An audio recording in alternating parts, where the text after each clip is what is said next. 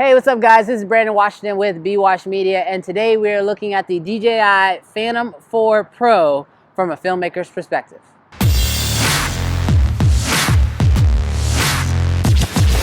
So a couple weeks ago, DJI announced their update to the Phantom 4 line with the Phantom 4 Pro. And so with this, they added a lot of new features, and one of the biggest was with image quality.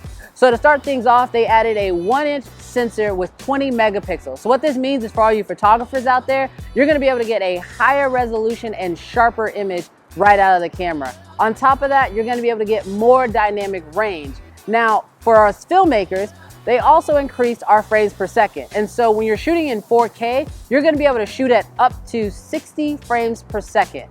Also, you're gonna be able to shoot in 2 different codecs. So this means you're gonna be able to shoot in H.264 and H.265. Now, H.265, even though it does take up a little bit more space, it is less compressed. So this means for filmmakers, we get more dynamic range. So when it comes to color correction and making some of those edits, we're gonna be able to really fine tune our image in post.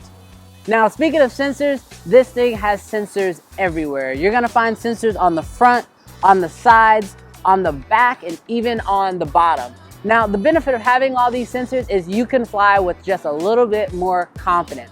By having all these sensors, you can try to get some more artistic shots, like maybe a nice pull away shot without the fear of your drone actually backing into something. Now, even though that you have all these sensors, you still want to make sure that you're flying smart. And so what I mean by that is you want to keep an eye on your drone and make sure that you plan out your shots before you start taking them. So that way that there's no chance you can hit an obstacle, but if you do get close, your drone will let you know.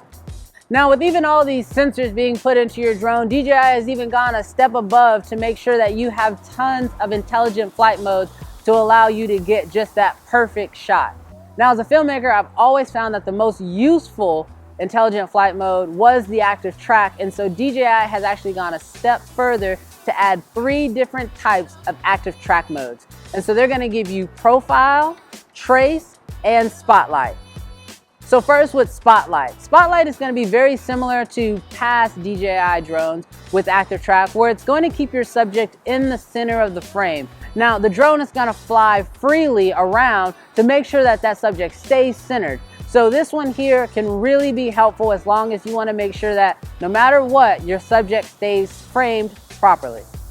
Now, the next one we're gonna look at is profile. With profile, you're gonna get a very unique shooting angle from your drone. So it's actually gonna get a side profile of your subject. And so in this mode, the drone is actually flying sideways. This is definitely where those side sensors are gonna come into play to make sure that your drone can get the shot and still fly safe.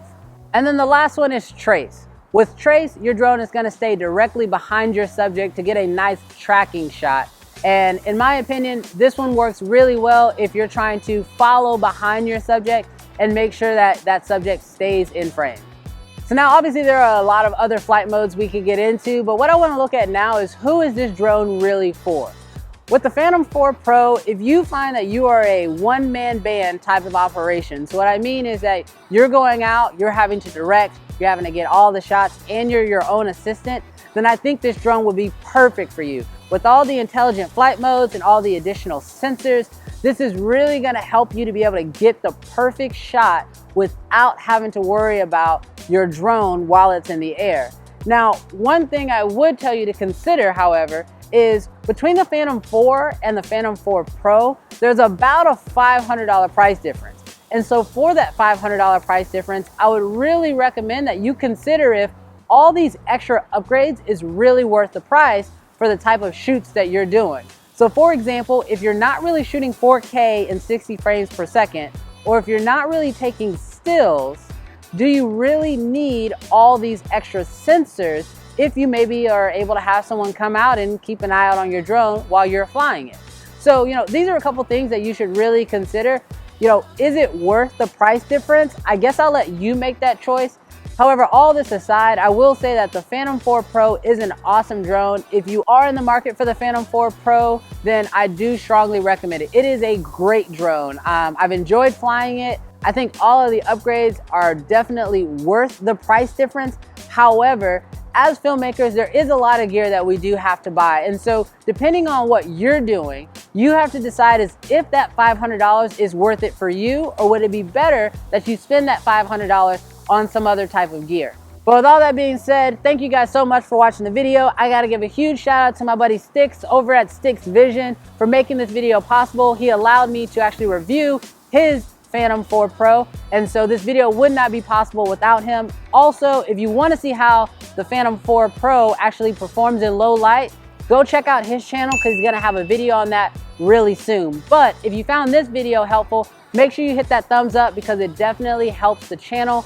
On top of that, if this is your first time to the channel and you love filmmaking and photography gear, make sure you subscribe because I'm gonna have a lot more videos coming out soon. And I'll catch you guys in the next one.